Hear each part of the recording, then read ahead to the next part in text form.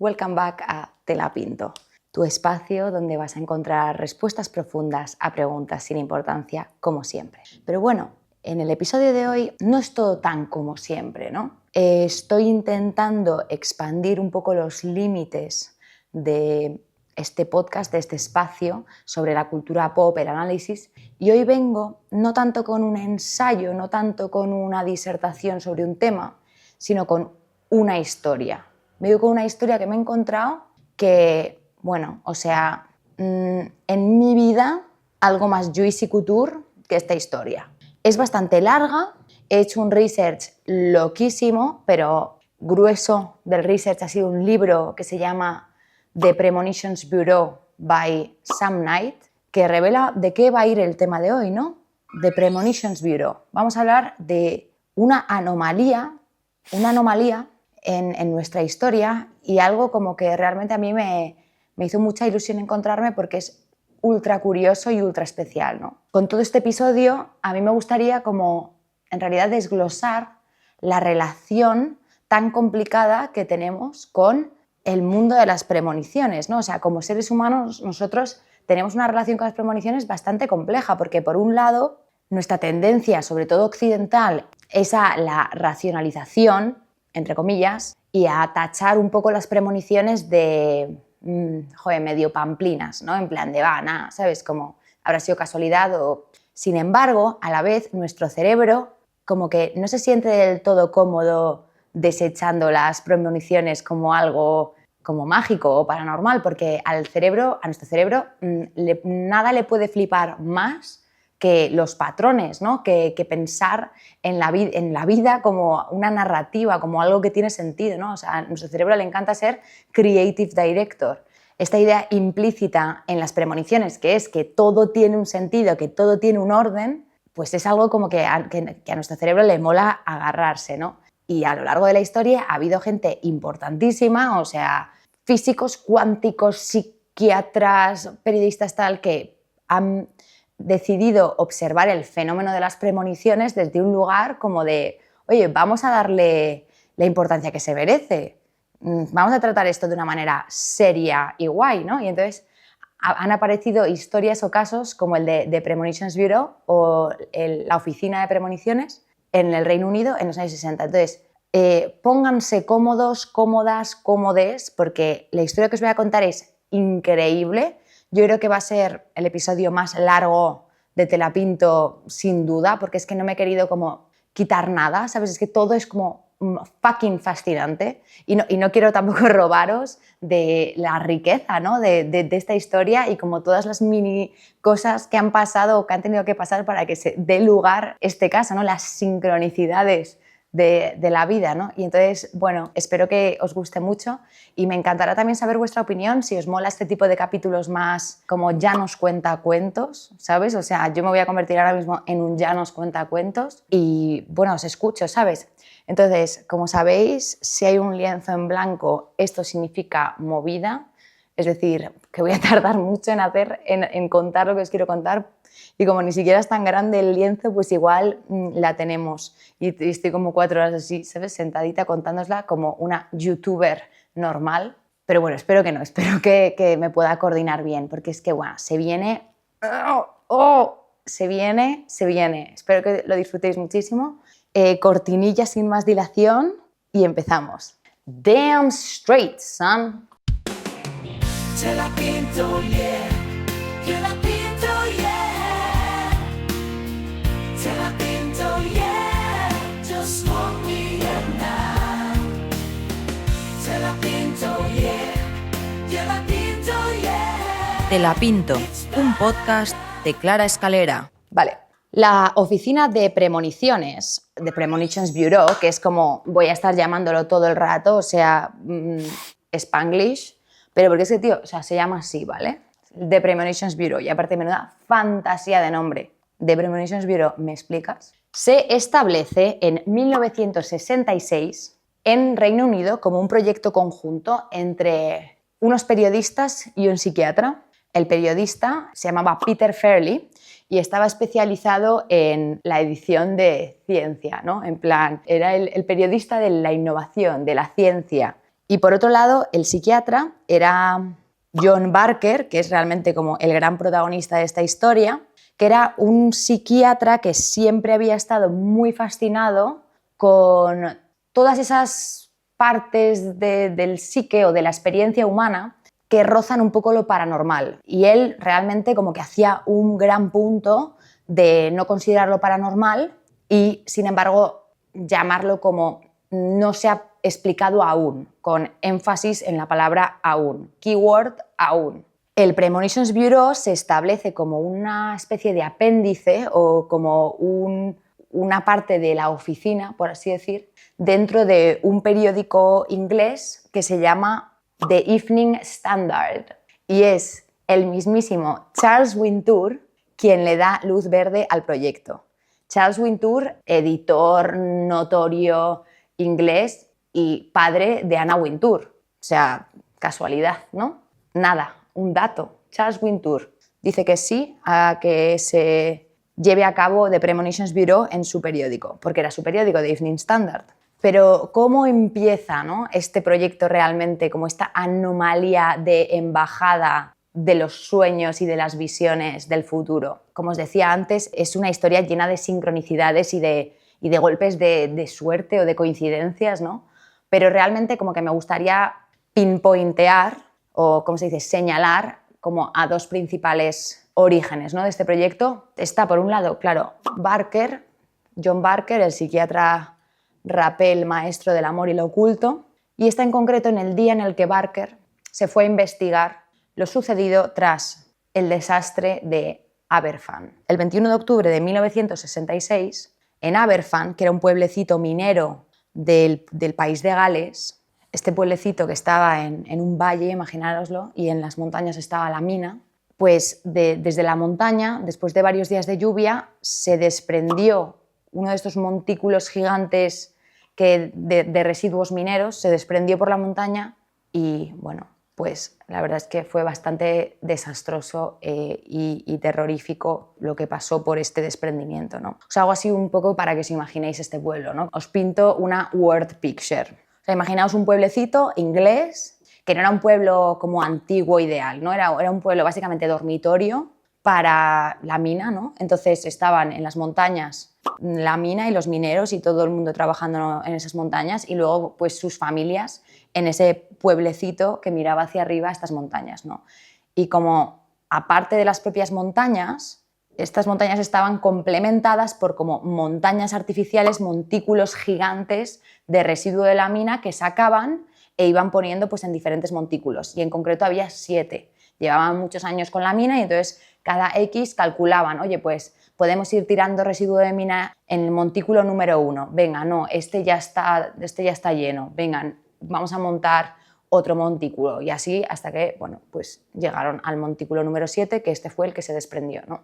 Debería ser una visión bastante surrealista y funesta, ¿no? ¿Sabes? Como mirar para arriba y ver estas montañas negras perfectas, así triangulitos negros, ¿no? Debía de ser bastante interesante y raro. Pero bueno, la movida es que el desastre fue bastante trágico, porque al desprenderse este montículo número 7, o sea, la avalancha llegó como, o sea, a toda leche hacia el pueblo, empezó como... O sea, fue una cosa y sin remedio, se tragó varias casas, calles y, lo peor de todo, un colegio, ¿no? Un colegio en el que además pues estaba lleno de niños porque era por la mañana y era un día de colegio, ¿no? Entonces, en esta tragedia murió mucha gente, murieron 144 personas y entre ellos 116 niños.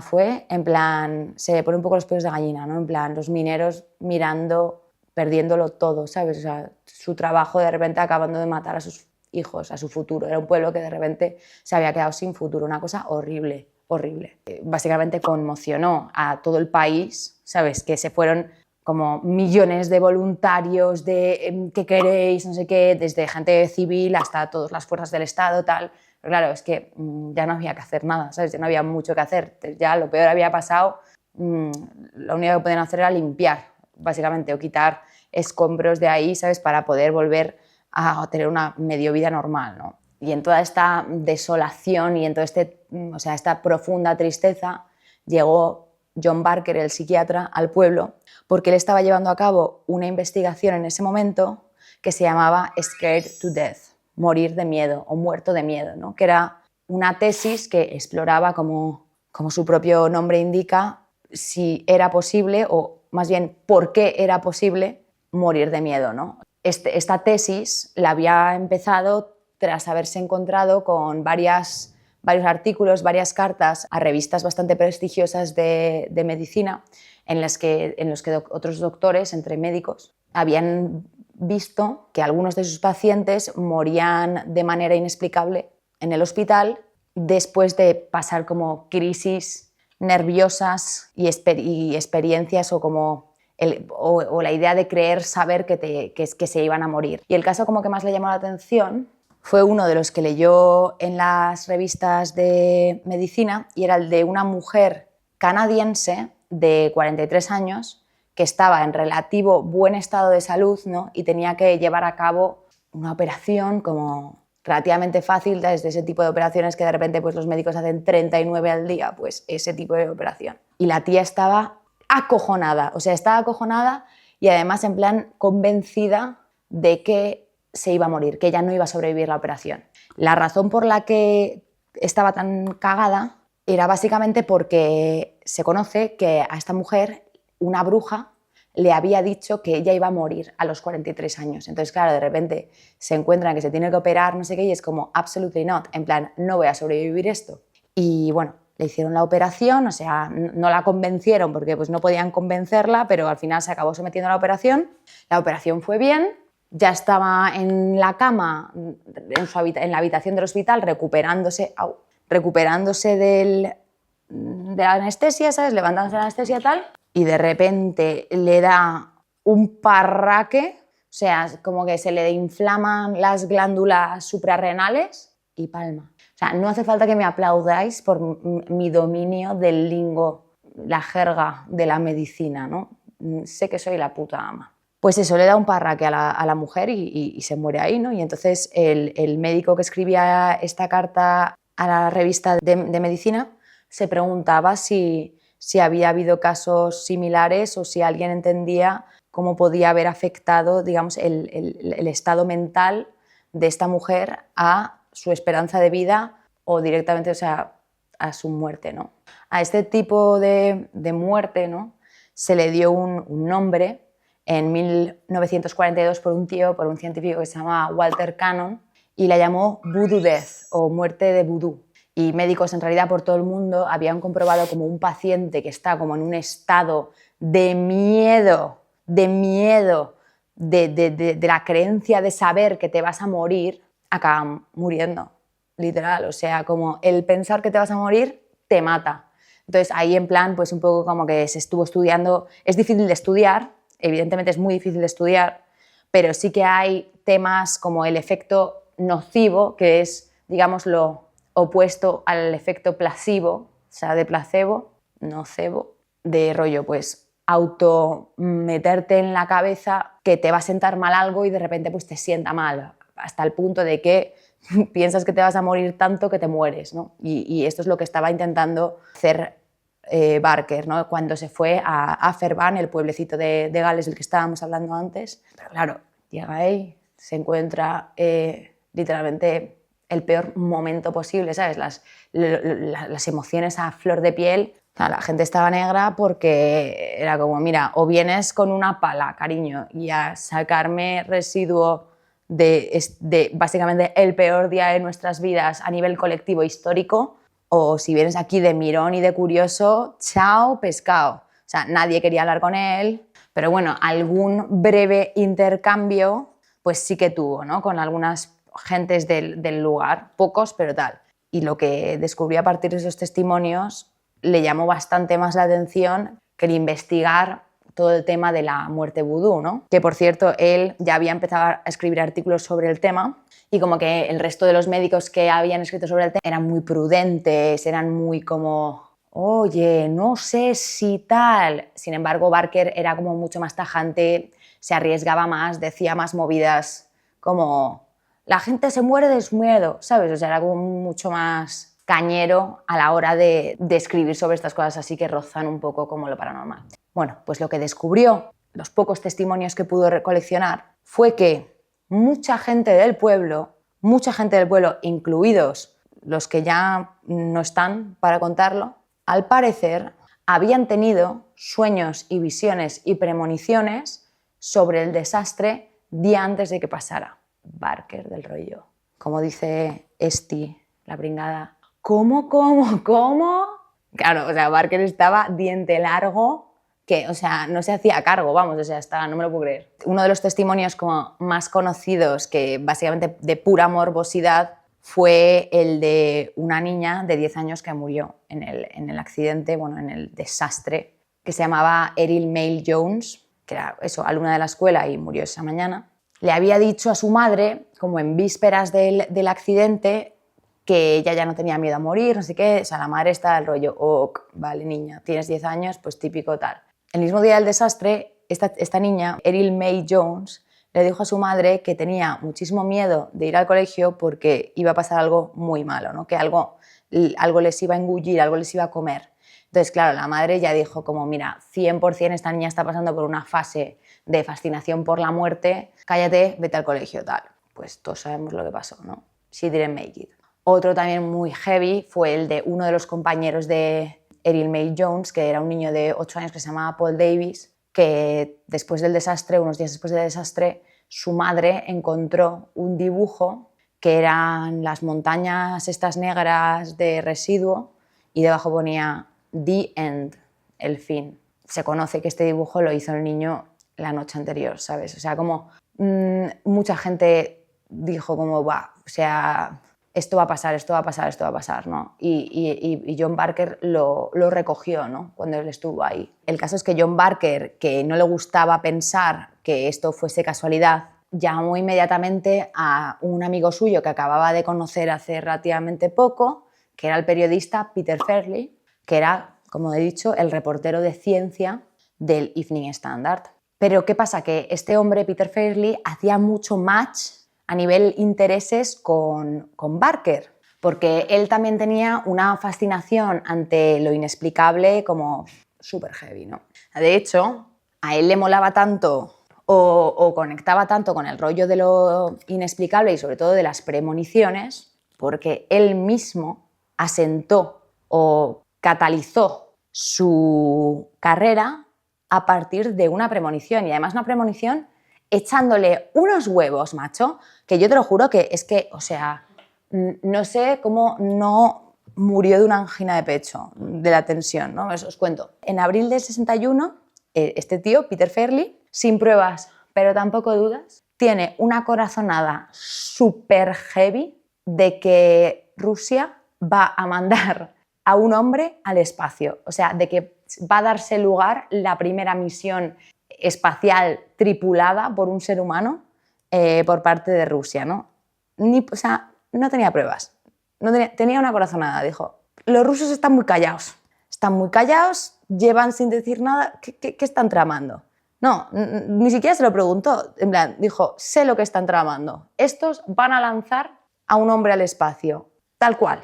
Y, sí, o sea, dijo, voy a hacer una historia, voy a escribir un artículo hablando de cómo era inminente la presencia espacial de Rusia, ¿no? O sea, así. Y este artículo lo puso en la portada del periódico. Entonces, claro, esto no había pasado. Entonces, estaba cada día pasando por delante de los kioscos con un nudo en el estómago que, vamos, o sea, para hacerte cargo, cada día pasaba por enfrente de los kioscos y veía su artículo en la portada. Hombre ruso en el espacio, misión inminente, en plan, día 1, no ha pasado. Pasan las horas como toda mi credibilidad periodística, o sea, ¿qué cojones tal? Día 2, efectivamente, Yuri Gagarin voló al espacio.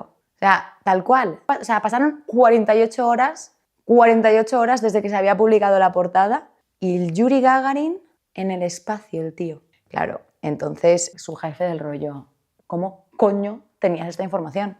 Y nada, le sube el sueldo, le da el puestazo tal y empieza a hacerse una fama o a ganarse como un poco la reputación de periodista del espacio, periodista científico, periodista de la innovación. O sea, es un tío que a lo largo de su carrera como que hizo muchas migas con la NASA. O sea, era el tío que reportaba este tipo de cosas, ¿no? Era un tío además muy thirsty, que le flipa ir a la tele, contar movidas, tal, estar ahí un poco en la pomadita. Y además él dice como que aunque fue con esta premonición con la que lanzó su carrera, en realidad él tuvo premoniciones toda su vida. O sea, lo consideraba como un aspecto más de su realidad como ser humano y no le daba como una importancia mística sin más. Sin embargo, pues obviamente cuando escucha la movida de Barker con Aberfan fue como immediately yes, immediately, ¿sabes? O sea, fue como yes queen, vamos a ver esto, ¿no?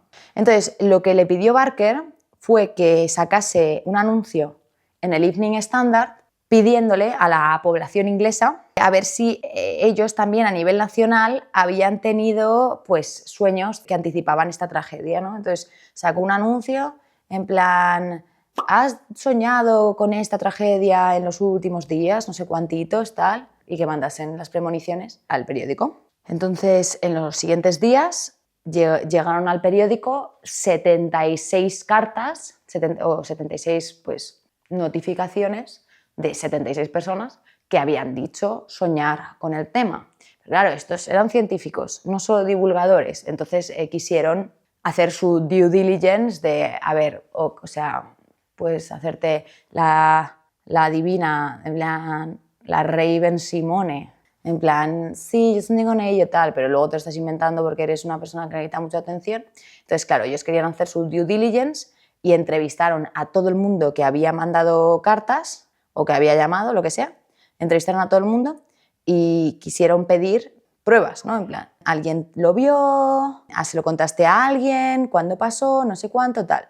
Entonces, de ahí sacaron en claro 22. De 76, 22 se pudieron probar. Entonces, claro, la primera sensación era como joder, pues puede ser más común que no en la población que existan las premoniciones, ¿no? O que la gente tenga premoniciones de este tipo. Entonces, al poco, como un poco para kickstartear esta investigación, lo que hizo fue congregar a 7 de esos 22 e invitarles a que vinieran a participar a un late night show que se llamaba The Frost Program, que era como típico pues, late night de la época, inglés, y les invitó a que vinieran, 7 de ellos. Y los 7 que seleccionó pues, fueron los que tuvieron las premoniciones o más accurate o que tenían un componente así como un poco fantasía, ¿no? En plan que no solamente había sido una visión, sino que había sido, pues, por ejemplo, una que sentía que se ahogaba, ¿no? Pero que no se ahogaba como en el agua, sino que se ahogaba como de tierra, por así decir. Otra que se pasó todo el día oliendo un olor que solamente percibía ella, que ella describió como el olor a muerte. Claro, entonces llega el día, congrega a los 7 videntes y de repente están Barker, el psiquiatra, y Fairley, el periodista, Peter y John y Peter, en el camerino con estos 7 videntes y de repente pues, se dan cuenta de 2 cosas, claramente. La primera, que estas 7 personas que tienen aquí sentadas en el camerino básicamente son unos putos frikis. Y luego se dan cuenta de una cosa ya post-programa, que es la razón por la que el programa nunca tuvo lugar para ellos. O sea, ellos estaban esperando en el green room, en el camerino, pero nunca les sacaron. Y eso en realidad fue un golpe de suerte, porque se dieron cuenta de que los testimonios que tenían los 7 videntes eran demasiado frágiles como para poder soportar el escrutinio y la presión de una sociedad que aún estaba muy dolida con el rollo de Aberfan, o sea, que aún estaba demasiado todo a flor de piel, o sea, no podían salir 7 frikis a decir, pues yo lo vi tal, no sé qué, porque se les hubiese desmontado el experimento literalmente antes de que ni siquiera pudiese tener lugar, ¿no? Entonces, en realidad fue como medio un golpe de suerte no tener que salir en este programa. Y ahí fue cuando ellos tuvieron la idea que realmente empezó el Premonitions Bureau, como luego se estableció, ¿no? Y entonces dijeron, vale, ¿y si en vez de enfocarnos en lo de Aberfan, abrimos esta open call constante a toda la población sobre, en general, si tienen algún tipo de premonición o de si han soñado con cosas, o sea, como let's see. Y lo que querían saber es como cuántas de las premoniciones que llegaban se hacían realidad. Y ahí es cuando involucraron a Charles Wintour, que les dio luz verde al proyecto y se asentaron como este apéndice, este despacho dentro del Evening Standard. Y así empezó a funcionar el Premonitions Bureau. Es ahí donde toda la gente que tenía premoniciones o que tenía visiones, sueños y tal, pues llamaba o mandaba cartas. Ellos lo querían hacer verdaderamente científico y entonces prepararon un sistema, una categorización, ¿no? Entonces, cada premonición que llegaba la categorizaban dentro de una de 14 categorías, ¿no? En plan, las categorías eran rollo royalty, ¿sabes? Realeza, personalidades, rollo carreras, también tenían una categoría de gambling, ¿sabes? De loterías, de no sé qué, que de hecho el Peter Farrelly ojeaba mucho, el Peter Farrelly, que era un bribón, menudo, una palabra, bribón, que era un truán, le gustaba mucho ojear las premoniciones de las carreras de caballos y de otros temas. Luego también tenían, pues obviamente, incendios y luego desastres no especificados, no sé qué. Y luego también aparte, o sea, estaban esas 14 categorías y luego tenían un sistema de puntuación, ¿no? de cada premonición. Era un sistema de 11 puntos. Le daban 5 puntos a la originalidad de la premonición. Le daban 5 puntos a la precisión y 1 punto al timing, es decir, o sea, a la sincronización de la premonición. Vale. Lo más heavy es que cuando, es lo que os decía al principio, ¿no? Esta historia está llena de sincronicidades, de golpes de suerte. Ya hemos visto, digamos, el primer golpe de suerte, la primera sincronicidad, que es un poco la de no acabar saliendo en el programa este de Late Night. Pues ahora tenemos la segunda sincronicidad, que esa sí que fue bastante interesante y bastante fuerte, y es que ellos lanzan el anuncio, ¿no? Gente de Reino Unido, si tenéis premoniciones, mandadlas a The Premonitions Bureau. ¿Has soñado con un desastre? Llama a The Premonitions Bureau, no sé qué, pues ese rollo. Pues el día después, Donald Campbell, que era como un piloto de diferentes vehículos cuya fama y heroísmo, porque era básicamente todo un héroe en Reino Unido, era como un ídolo, y era como un piloto de carreras, pero también en plan de repente pues era de coches, era de barcos, era de esquí acuático, era de aviones, o sea, era como un piloto 360, un piloto multidisciplinar. Pues este tío murió en unas circunstancias que beneficiaban mucho la credibilidad del Premonitions Bureau. ¿Por qué? Campbell, el Donald Campbell el piloto multidisciplinar, era un tío que era notoriamente supersticioso. O sea, era el tío más supersticioso de Inglaterra, básicamente. En plan, pues por ejemplo, le incrustaba una medallita de San Cristóbal Patrón del Viajero a todos los vehículos en los que pues hacía una carrera. ¿Qué más? Siempre se subía, esto es muy heavy, siempre metía en el cockpit, o sea, donde, no sé cómo se dice en español, donde te sientas en, yo qué sé, en un avión o en un coche para, no sé, la caja de mandos, pues siempre estaba en la caja de mandos con Mr. Whoppit, que era un osito de peluche de la suerte que él tenía, y es que no se subía al coche sin Mr. Whoppit en la caja de mandos. No sé si se llama caja de mandos. Sorry. Sí, cuando eres bilingüe hay un punto, un fino threshold, una fina barrera en la que pasas ya al analfabetismo. Es fuerte. Te juro que no acabo de forzar esa mierda. Puta vergüenza, igual lo corto. Sí, pues eso, que rozas ser analfabeto. Pues ahí estoy. Every day a little closer. Eso, pues todo el día con el Mr. Whoppit.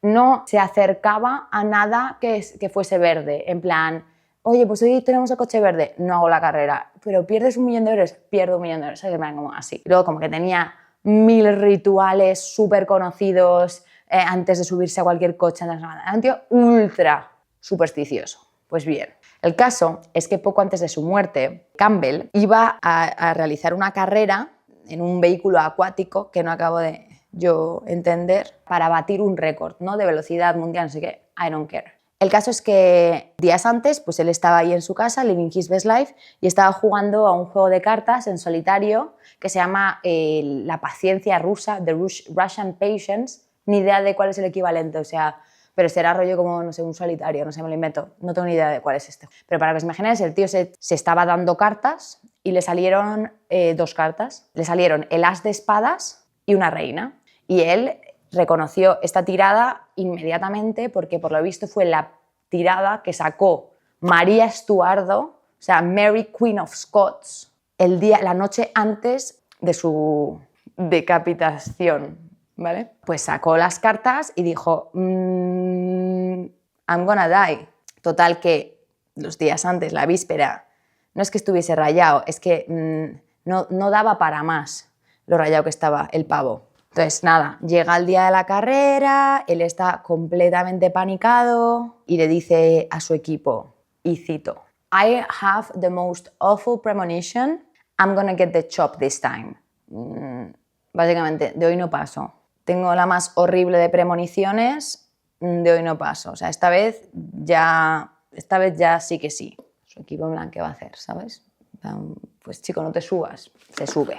Entonces nada, se sube, como te digo, empieza con la movie y en un momento dado, en el que está con creces superando este récord mundial de velocidad, pasa una movida, falla una cosa, un mal cálculo y de repente pues pierde el control y por la radio con el que se estaba comunicando con su equipo dijo, y quedó además registrado forever, voz y fotito, hello, the bow is up, I'm going.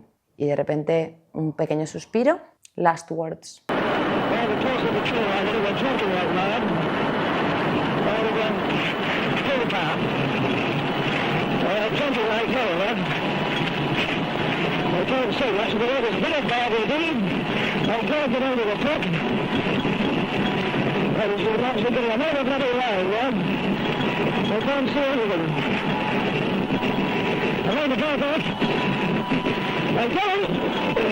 Pues eso, Campbell muere en ese instante, que está recogido por la prensa de Gran Bretaña, está registrada la última palabra y el mismo periódico que un día antes estaba diciendo oye chicos, mandadnos vuestras premoniciones tal, al día siguiente estaba poniendo, o sea, en letra así de grande en la portada, muere Campbell después de que haya tenido una premonición de su propia muerte. Literalmente el tío más notoriamente supersticioso del mundo tiene una premonición sobre su muerte y literalmente muere y el día antes habían dicho queremos vuestras premoniciones. O sea, una coincidencia, una suerte, porque claro, esto lo que estaba estableciendo era que en, digamos, un espacio socialmente aceptado como es un periódico súper serio inglés, o sea, de repente pues había espacio para este tipo de cosas que aún no tienen explicación, ¿no?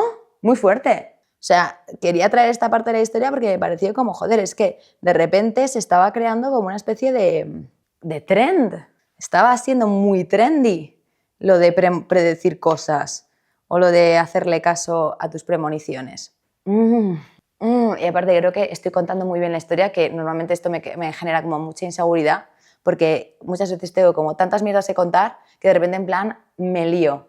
Y entonces me vengo arriba, cuento 1000 cosas, tal. O sea, me encanta exprimir al máximo, en plan, restregarme, ¿no? Con las historias, en dar mazo contexto.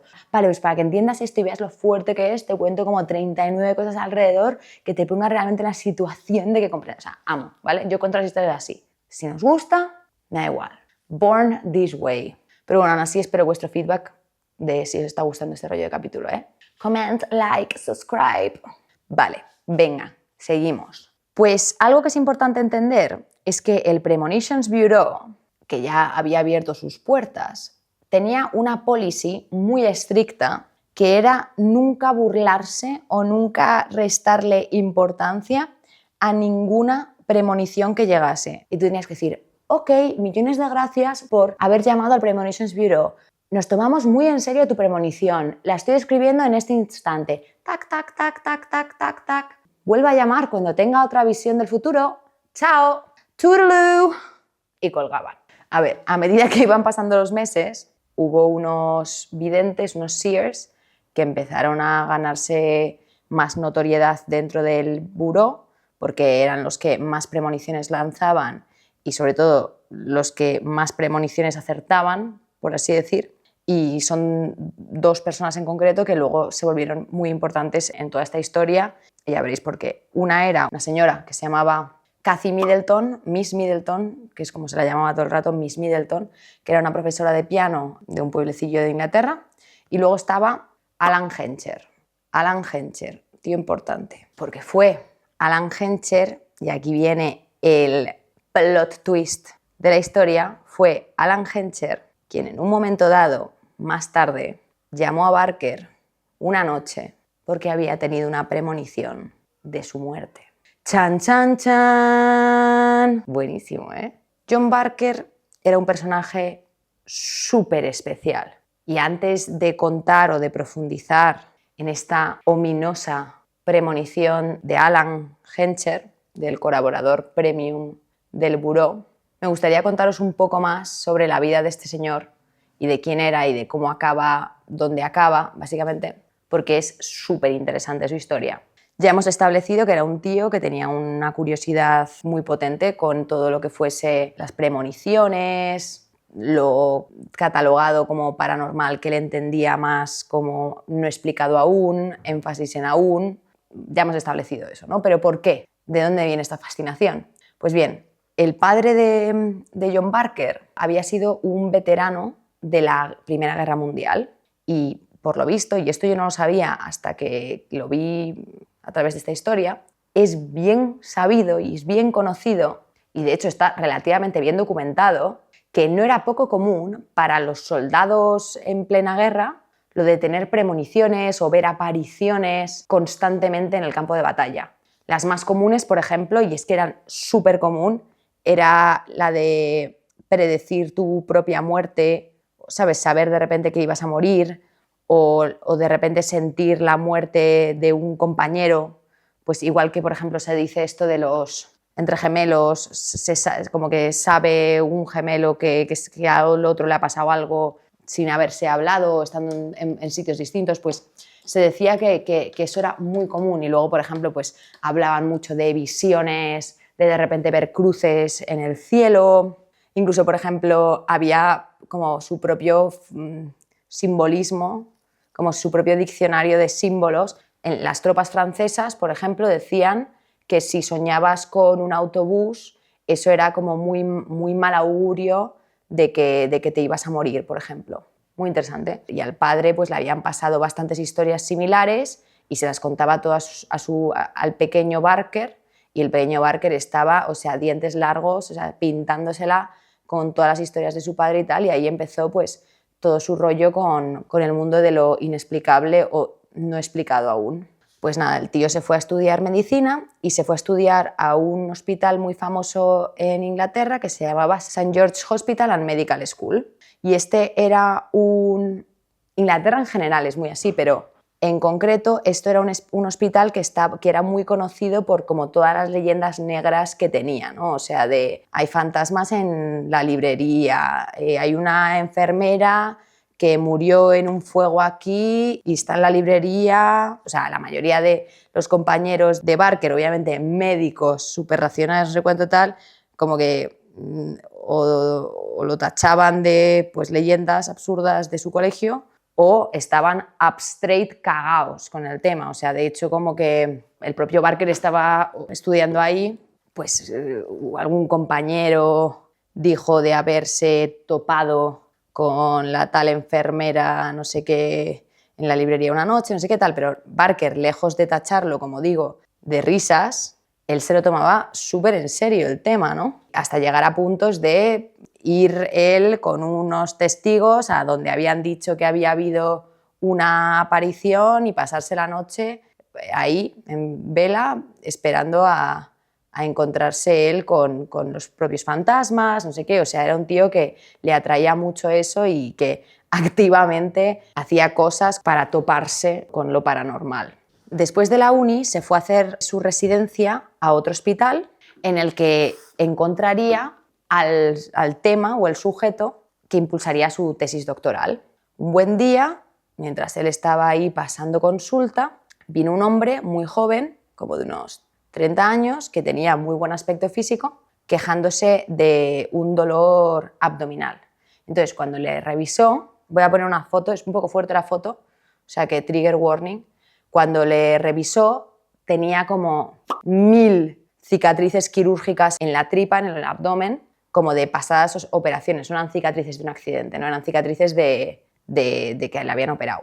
Y entonces el tío llegó al hospital como diciendo que tenía un dolor abdominal terrible, no sé qué, y que tenían que operarle. O sea, el propio paciente estaba del rollo, operadme, operadme, operadme, no sé cuánto. A Barker era un tío que era muy empático, que se desvivía bastante por los pacientes, en plan, les escuchaba con mucho detenimiento, como que en todo momento se quería poner en su lugar, o sea, daba igual que hubiese tenido un mal día o un día largo, tal, el tío siempre como intentaba realmente escuchar a su paciente.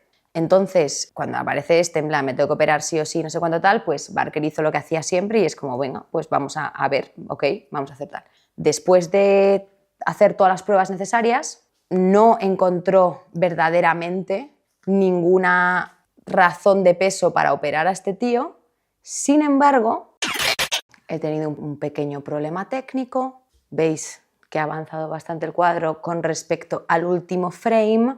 Y esto es una cosa que me pone un poco de mala leche, o que es una trampa que me pongo a mí misma en el universo terapintesco, ¿no? Porque, claro, yo no puedo decir, vale, pues esto lo pongo luego en postproducción después, no sé cuánto tal, porque hay un indicador de la línea temporal muy claro, que es el cuadro. Entonces, de repente, pues se me ha cortado la cámara, he contado 190 movidas mientras pintaba y bueno, pues nada, cámara calentada, tarjeta llena, no sé qué, ¿me avisas? No me avisas. Bueno, perdonad. ¿Por dónde iba? Viene este chaval joven al hospital que se queja de un dolor abdominal, levanta la camiseta, 30.400 cicatrices. Dice, bueno, pues ok, como él ya tenía esta predisposición, Barker tenía esta predisposición empática, como de querer realmente escuchar y entender a sus pacientes, dijo, bueno, vale, pues vamos a hacer 3 pruebas, ¿no? Entonces le empezó a hacer pruebas y no encontró nada que dijo, venga, hay que operar. Sin embargo, de repente el tío se ve operando al paciente.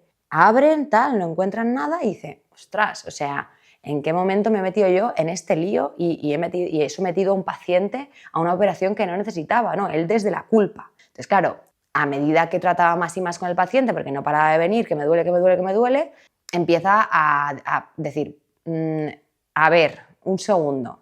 Y como había tenido 1000 operaciones, dice, vale, pues voy a ver el historial médico de este tío. Y resultaba que este año, solamente ese año en el que se había topado con Barker, había pasado por 100 hospitales de reloj, 100 hospitales, y le habían hecho 100 operaciones. Entonces, claro, de repente ahí es cuando Barker vio la luz y vio, digamos, a su primer gran amor psicológico después de Los fantasmas de la librería de St. George Hospital and Medical School, y fue el síndrome de Munchausen.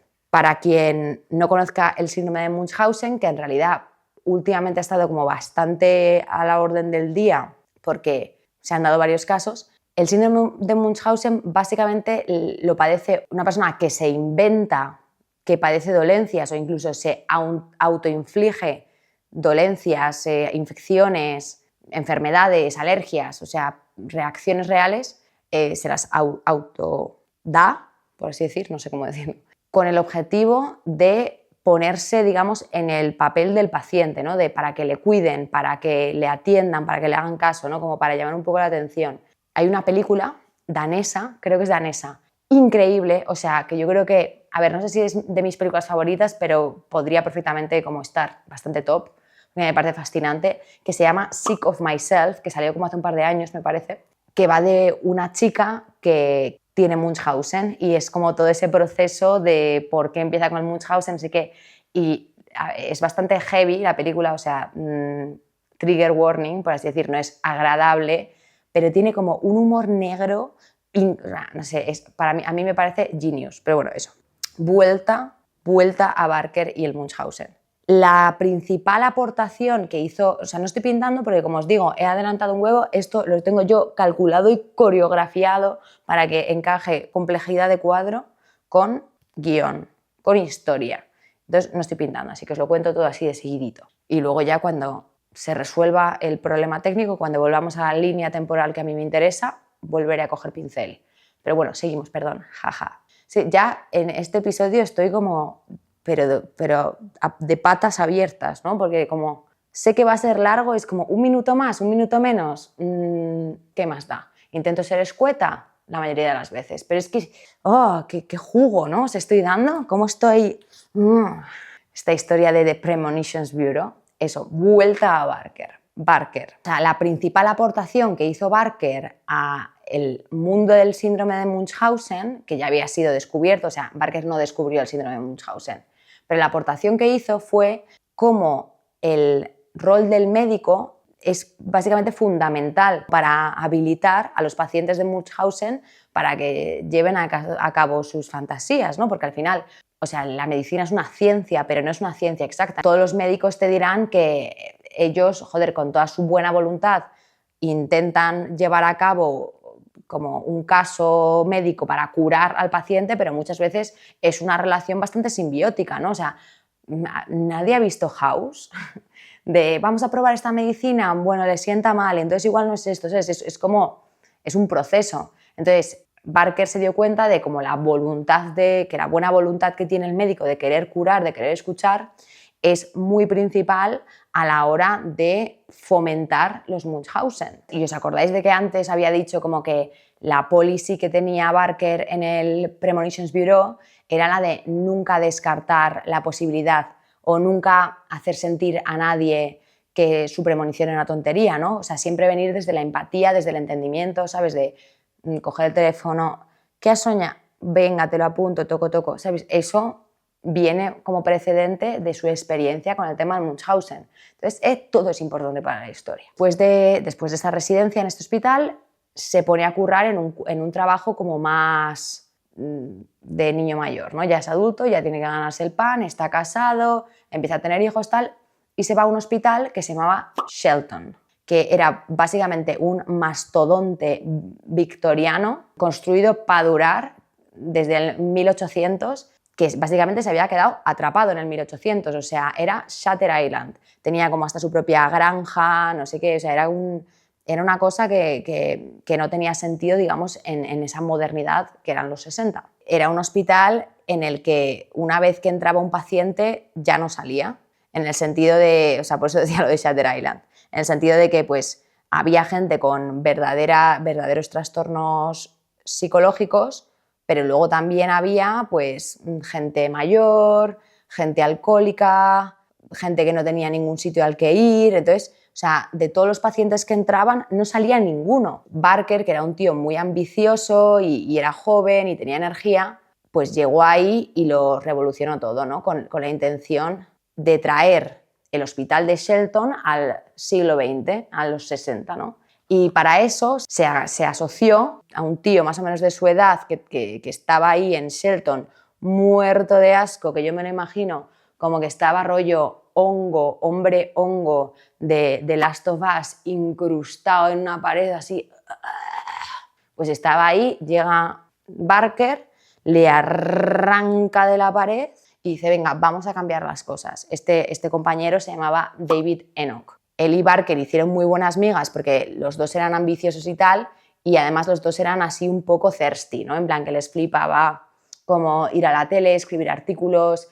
Se pasaron un buen tiempo probando como diferentes cosas. O sea, su intención era que si entraba un paciente saliese, ¿sabes? Y entonces iban a la tele, decían es que Shelton es un circo, ahí está la gente pudriéndose, tendiendo a la granja o jugando a las cartas, las enfermeras y los médicos básicamente son glorified nannies, en plan, no están ahí para curar ni para nada, están ahí para, bueno, sí, para cuidar, pero no curar, ¿no? Sino como, venga, tal, a las 7:30 te saco la pelota. Pero claro, estaban comodísimos, callaos como putas, o sea, habían dado con un curro fácil, poco challenging, tal, y estaban encantados. ¿Qué pasa? Llega el Barker, arranca de la pared a Lennox, y se ponen a tal, y encima a criticar. Entonces, por supuesto, como os podéis imaginar, tenían a los jefes contentos. En concreto, el director del hospital, que se llamaba Little John, que de hecho Barker decía que era un hombre pequeño. Little John, un hombre pequeño. Esos determinismos nominales, ¿no? En plan, no llames a tu... Bueno, se apellidaba Little John. Cambia el apellido, porque es que a lo mejor el determinismo nominal es real.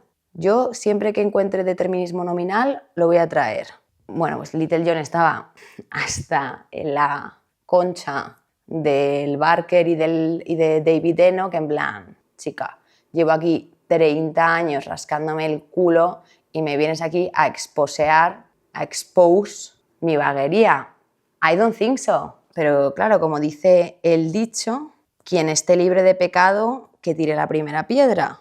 Y Barker no era precisamente una persona para hablar, porque como médico, Barker, digamos, no era el médico perfecto que se espera que seas, ¿no? En plan, un tío racional, no sé cuánto, era un pavo que hemos establecido que le flipaba lo oculto y se podría considerar borderline lunático la manera en la que él enfocaba sus estudios e investigaciones, como sobre lo no explicado aún, que según muchos, ¿sabes?, podría tacharse, como he dicho antes, de desafiante y de imprudente. Pero bueno, pasan los años y Barker sigue currando en Shelton y sigue intentando cambiarla, pero con muchísimos obstáculos por parte de su jefe y del board de directors que querían rascarse la cona, y Barker era como, no te voy a dejar. Entonces, esto obviamente para alguien tan ambicioso como era Barker se vuelve como cada vez más y más frustrante. O sea, él no se podía realizar como médico, pero como digo, tenía sus estudios alternativos, ¿no? Estaba investigando esta tesis de la que hemos hablado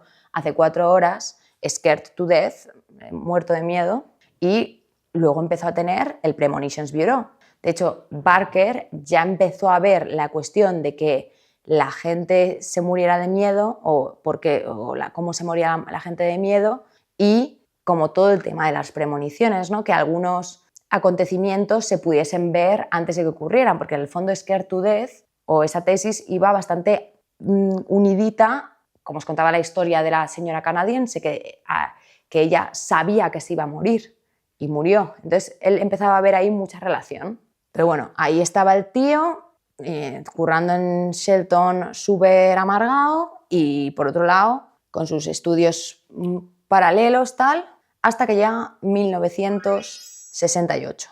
En este punto, en 1968, el Premonitions Bureau lleva 15 meses abierto y en este punto ya habían recogido 723 premoniciones. Basado en el sistema de puntos que tenían, que ayudaban a calificar cada premonición, no sé si os acordáis, lo que hemos hablado antes, se habían calculado que el 3% de las premoniciones que habían llegado al buró se habían hecho realidad, es decir, 18 de 723. Esto era bastante más impresionante cuando entendías que 12 de esas 18 premoniciones habían sido premoniciones que habían traído Miss Middleton y Alan Hencher, el premonitor de la muerte de Barker. Ellos habían sido los que habían traído esas 12 de las 18 que se habían cumplido. O sea, aunque no fuese súper exitoso o que no estuviesen encontrando nada en plan así muy tajante, aún así decidieron ampliar un año más el experimento, porque Farley pretendía potencialmente, y esto era una cosa como que quería hacer desde el principio,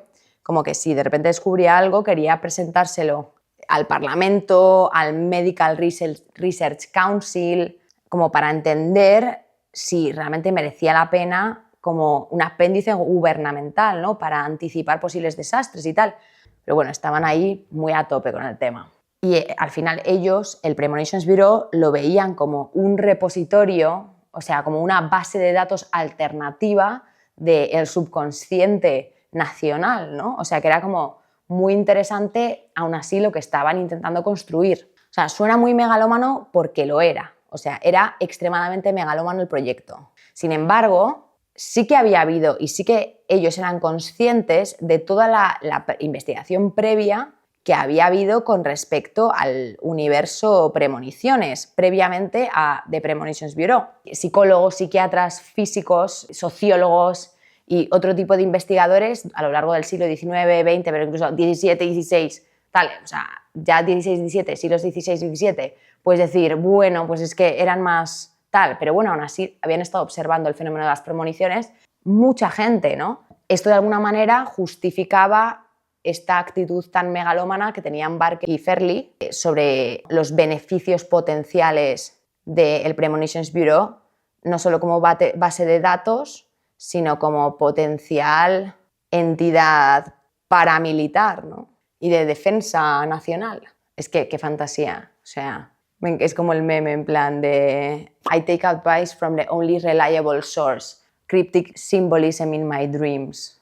A nivel, el gobierno, Pedro Sánchez. O sea, ellos veían que el tema de las premoniciones, o sea, para empezar, porque lo habían vivido en primera persona, pero luego porque lo estaban viendo en directo, o sea, ellos estaban viendo que las premoniciones eran físicamente posibles en un humano.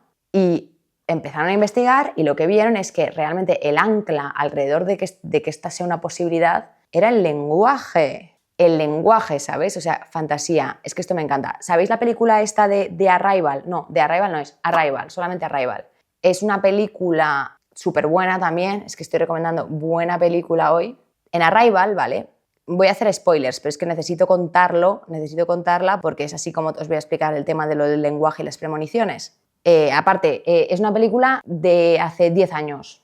Ya los spoilers caducan, sin más. Pues en esta película llegan a la Tierra como unas piedras así cóncavas, elípticas, no sé qué, que se ponen ahí a flotar en medio de Estados Unidos y entonces en las piedras como que podían entrar y cuando entraban había como una especie de pantalla de niebla y en esa niebla se veían proyectados como unos aros, como unos anillos, todos distintos, preciosos, negros, como de humo, que no sabía muy bien cómo interpretar, si parecían pedos de la nave espacial o qué coño era, ¿no? Entonces llaman a Amy Adams, que es lingüista, para que ayudase a descifrar qué eran esos símbolos o qué coño estaban percibiendo. Durante la película, todo el rato estamos alternando entre el momento de presente, que entendemos como presente, que es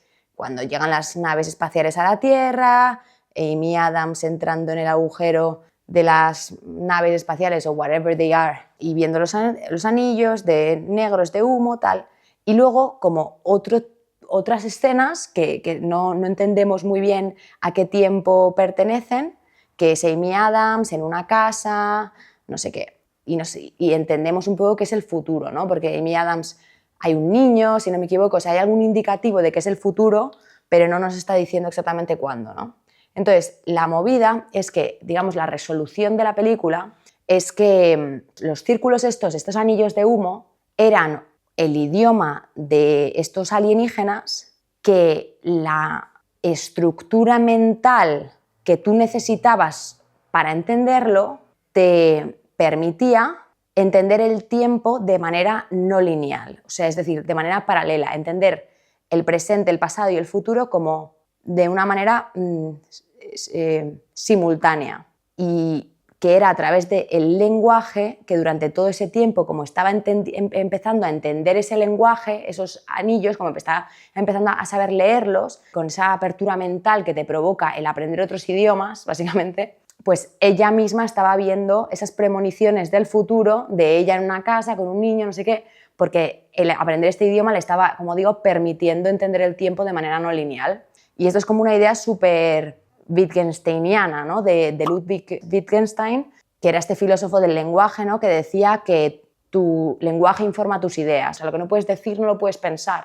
Que luego también es, por ejemplo, el fundamento del Newspeak, que no sé cómo se llama en español, del libro de 1984 de George Orwell, ¿no? En plan, que reducían el número de palabras que había en el idioma inglés para que no existiese la palabra desastre o rebelión. Y de esa manera, pues no podían sentir ese desastre o no podían generar esa revolución porque no existía la palabra para rebelarse. El caso es, volviendo al tema de las premoniciones, ¿no? O sea, los científicos saben y está demostrado que el tiempo, o sea, el concepto del tiempo es algo muy impredecible, ¿no? a escala planetaria con la teoría de la relatividad y a escala subatómica con la física cuántica. Se han podido experimentar como que el tiempo no es una cosa que sea minutos, segundos, horas, días, no. Sin embargo, en la experiencia humana del día a día sí que lo experimentamos así, ¿no? Hay un guionista llamado J.B. Priestley. J.B. Priestley era un tío muy seguidor de como todos los investigadores, todos los científicos de la teoría de la relatividad, de la física cuántica, no sé cuándo tal. Bueno, no sé si la física cuántica estaba en el 40, pero bueno, sí que había estado investigando el tema y escribió una frase que me pareció como súper curiosa y me parece súper interesante y resume muy bien un poco como el rollo, ¿no? Y es: vivimos en un mundo dominado por la peor idea del tiempo que el hombre ha podido tener. En plan, vivimos como en la peor concepción del tiempo que hemos podido tener, considerándolo como lineal, ¿no? Y el lenguaje aporta mucho, ¿no?, a esa concepción. Muchos científicos, de hecho, han observado que tener premoniciones está muy linkeado a una cosa cultural. Y al final el lenguaje es cultura también, pero bueno, o sea, la cultura es más que lenguaje, pero es una parte muy fundamental. Entonces, se conocen varias sociedades que para referirse, digamos, a la palabra premonición, tienen muchísimas palabras. Esto nos da a entender que como sociedad las premoniciones son algo latente y constante, ¿no? Hay un documento bastante antiguo del que se basan, por ejemplo, como esto que os acabo de decir, que es como de un investigador sociólogo de 1690, o sea, hace un huevo de tiempo, que era un investigador galés que se llamaba Martin Martin, que era de cuando te ponían el apellido de quién era tu padre y el nombre de tu padre, entonces te llamabas Martin Martin. No sé, es broma, no sé, pero me puedo imaginar. Pues en 1600 a este tío le comisionaron ir a unas islas que están al norte de Escocia, como muy alejadas de la mano de Dios, a investigar pues, cómo era la gente en esas islas, ¿no? Él luego hizo un reportaje y de ese reportaje dedicó muchísimas páginas a un fenómeno que estos isleños llamaban the second sight, la segunda vista, y que era un fenómeno, era una cosa que experimentaba toda la isla, todas esas personas que vivían ahí tenían second sight, ¿no? Entonces esto era como, pues de repente ver una procesión funeraria una semana antes de que ocurriese, de repente ver caballos moverse y no sé qué y no había nada, no sé qué, o sea, como que veían constantemente premoniciones, ¿no? en la vida, en los sitios. Iban andando por la calle, veían a su madre llorando y se acercaban y no era su madre, ni había nadie. Y una semana más tarde, pues se moría no sé quién y estaba su madre llorando en ese mismo espacio, ¿no? Cosas así. O una de las cosas como más interesantes también que sacó este documento a relucir fue lo ligada que estaba esta capacidad de tener el second sight con el contexto, porque lo que decía también el artículo, el reportaje, era que en ese momento pues estaría de moda, por alguna razón que desconozco, que estos isleños emigrasen a Canadá. Entonces había un testimonio como de varios emigrantes de esa isla que se habían ido 14 años a Canadá y no habían tenido visiones o second sights en 14 años y luego volvieron a la isla y de nuevo second sight como si no hubiese pasado ni un segundo, ¿no? Entonces, al final, claro, la movida es que nosotros percibimos el mundo como lo percibe nuestra comunidad, porque nosotros nos explicamos el mundo a nosotros mismos de manera que también se lo podamos explicar a otros y otros nos lo explican de la manera en la que nosotros lo podemos percibir. Nosotros pensamos en sábado, 3 de la tarde, el año que viene y el año pasado, de manera universal entre nosotros. Y es, por así decir, pues la manera de pensar aceptada y que funciona en nuestra sociedad. Pero incluso Jung y Freud juguetearon mucho y se plantearon mucho el rollo de las premoniciones. O sea, de hecho, ellos lo veían mucho como manifestaciones del subconsciente, un poco achacando el rollo de es posible que tu mente consciente, que está atada a todas estas aceptaciones sociales de lunes, martes, 3 de la tarde y el año pasado, pero tu mente inconsciente, subconsciente, no tiene por qué estar atada a eso. Entonces, tu mente consciente percibe este segundo y el siguiente, pero a lo mejor tu mente subconsciente no, y está percibiendo a 1000 años luz o 1000 años para atrás. y estás conviviendo con el presente y el pasado, pero el subconsciente no tiene el lenguaje para transmitírselo al consciente. Esto es como un poco como cuando no te acuerdas de los sueños, o sea, tú sueñas todas las noches, lo que pasa es que igual no te acuerdas la razón por la que no te acuerdas de los sueños es porque tu subconsciente no es capaz de traducirlo a algo que tú te acuerdes luego. En plan, a lo mejor no era una historia, no una narrativa que tu consciente pille y diga, vale, me puedo quedar con esta información porque de esta manera está mi cerebro programado para entender información. No sé si me explico, no sé si me estoy liando, pero no sé si me explico porque para mí tiene mucho sentido. Bueno, yo creo que me explico, que se me entiende. Y además es que, o sea, estoy inclinada a creerlo, ¿no? O sea, aunque sea como por la pura fantasía de que realmente hemos asimilado y hemos asentado como verdad la peor idea del tiempo que podíamos tener, ¿no? Y que a lo mejor si hubiésemos desarrollado otro tipo de lenguaje, a lo mejor seríamos capaces de ver o de entender de otra manera las premoniciones, ¿no?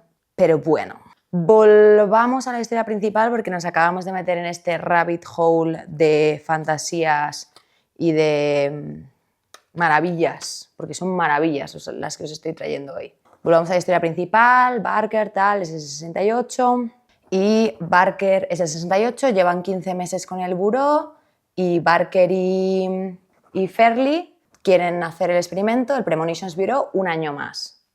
Está ahí todo bien. Es en este momento cuando empiezan las tensiones en el buró. ¿Por qué? O sea, justo después de la premonición de la muerte de Barker, por parte de uno de los videntes estrellas, Alan Hencher, Peter Farrelly decide que se quiere separar un poco de los videntes superstar. La historia oficial es que a Peter Farrelly no le parecía como supercientífico, y realmente tiene un punto, como hacer un experimento en base a lo que dicen dos frikis de la campiña inglesa, ¿sabes? Eso no demuestra nada, ¿sabes? O sea, puede ser que estos tíos tengan un don especial, pero en realidad no demuestra nada en concreto sobre la capacidad de la gente de tener premoniciones, etc. Otra versión, que también veo como bastante factible, es que habían empezado a crecer un poco las tensiones con los videntes superstar y se le estaban empezando a subir bastante a la chepa a Peter Farrelly, ¿no? O sea, por un lado se quejaban un poco de la falta de compensación, ¿no? De que en el fondo para ellos era muy difícil lo de tener premoniciones y aquí no había ningún tipo de crédito que se les estaba dando por ser capaces de hacer eso, ¿no? Luego decían como que ellos hasta ahora no habían estado acostumbrados a hacerle tanto caso a sus premoniciones y que eso estaba teniendo un peso, un coste en su salud mental, no sé qué, y luego es que él, Alan Hatcher y Miss Middleton querían escribir su propio libro y su propia versión de la historia tal, y entonces, bueno, eso, se le estaban echando a la chepa bastante a Peter Farrelly y no le daba la gana. Pero bueno, Barker sí que quería seguir dándole bola a los videntes superstar porque al final también eran los que estaban haciendo como las aportaciones más importantes, ¿no? Entonces tampoco se iba a quedar sin las personas que le estaban dando, entre comillas, la legitimidad a su experimento. Pero bueno, francamente las tensiones importaron relativamente poco porque al final a Peter Farrelly le ofrecieron un curro con más visibilidad y más guay y no sé qué, en la tele y tal, que eso al Peter Farrelly le flipaba, ¿no? Ir a la tele a contar sus movidas, tal. Y entonces se fue a hacer su vida como periodista superstar a su bola, ¿no? Aún así, sí que es verdad que seguía anclado, aunque no siguiese en el periódico per se, sí que seguía anclado al proyecto. Pero bueno, de otra manera, ¿no? Obviamente no.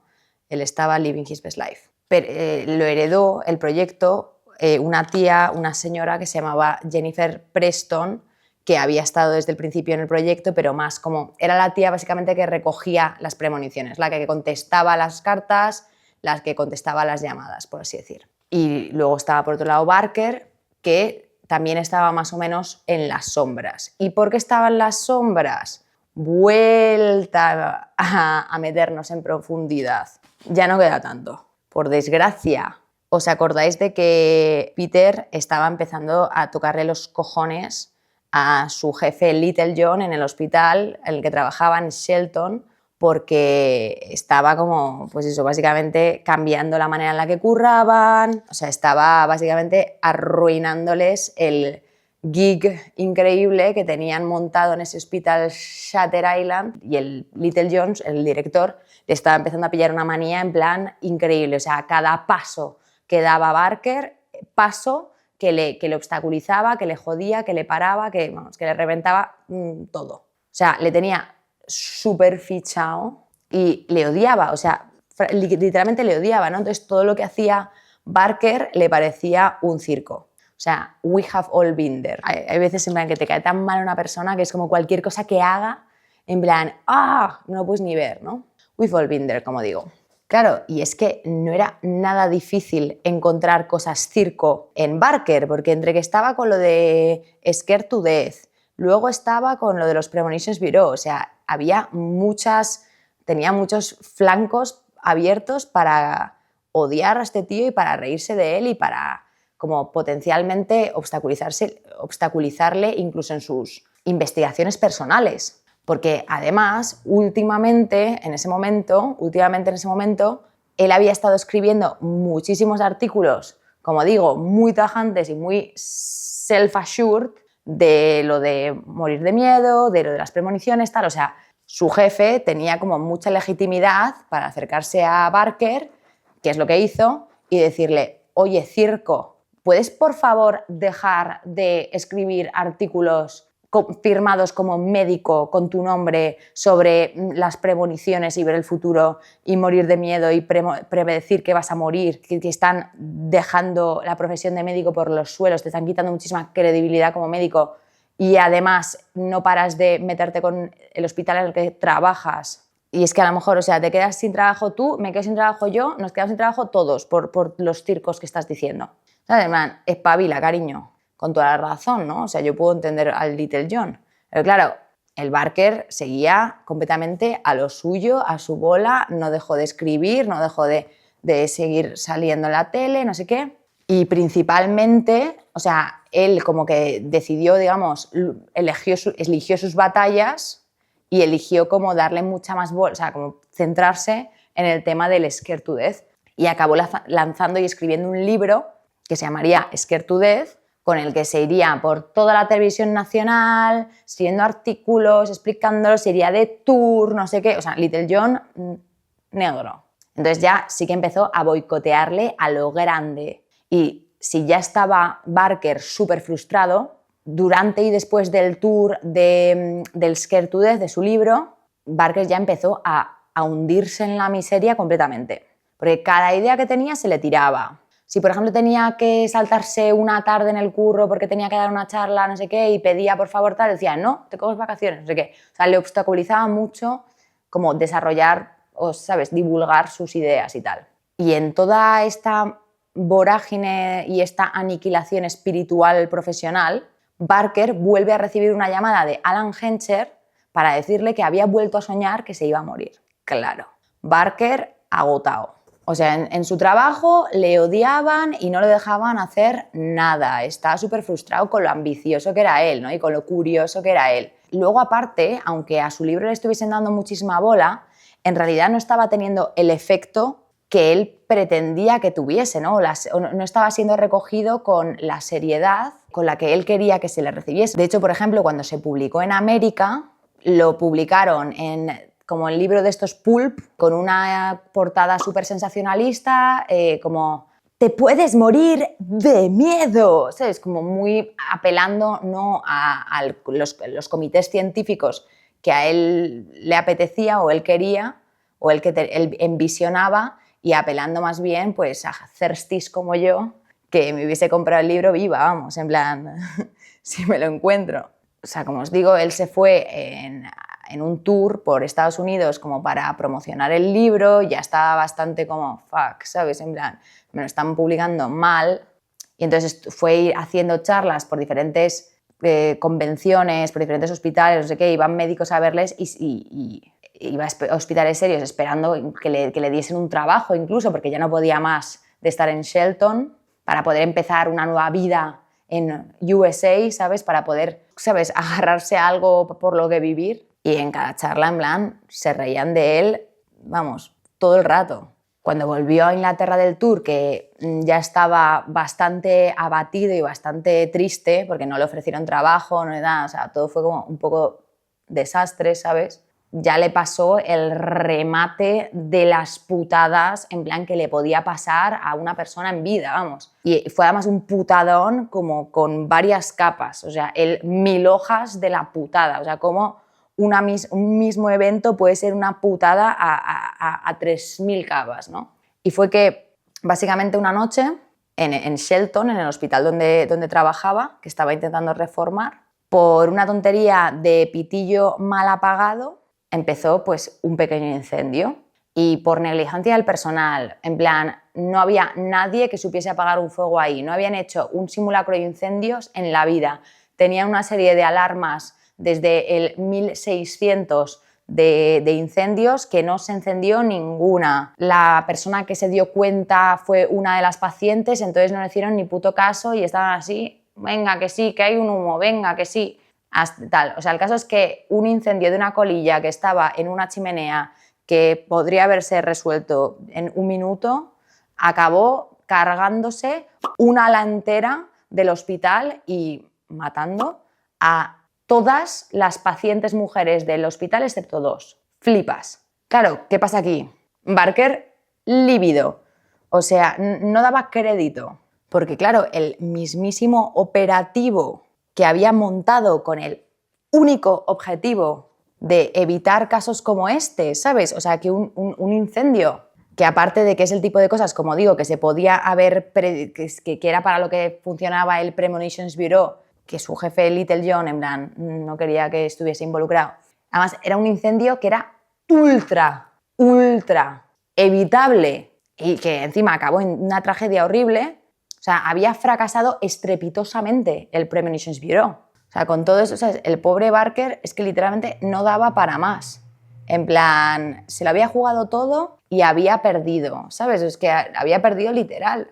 Había quemado todos los puentes. En América se habían reído de él, o sea, había pasado por todos los hospitales americanos y todos se habían reído de él. O sea, no podía avanzar tampoco en el curro que sí que tenía, porque tenía a su jefe Little John en plan que le odiaba, ¿sabes? O sea, él estaba cada vez como más y más apagado, o sea, con menos proyección a futuro, ¿no? O sea, se había cargado su futuro literalmente. Entonces, sentía que literalmente no tenía a ningún sitio al que aspirar, a ningún sitio donde ir, ningún sitio donde seguir creciendo.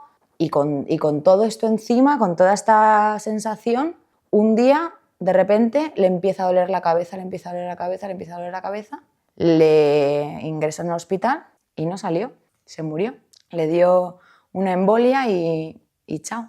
Lo más heavy es que realmente la propia muerte de Barker podría haber sido un gran caso para ambos de sus experimentos poco ortodoxos, ¿no? Y habría sido un gran caso de éxito, porque por un lado Alan Hencher había predicho su muerte y había ocurrido, y por otro, porque Barker tenía en la mente que Alan Hencher había predicho su muerte, entonces el pensar que se iba a morir, o sea, de que su vidente superstar le había predicho la muerte, había podido contribuir potencialmente a que acabase efectivamente muriendo.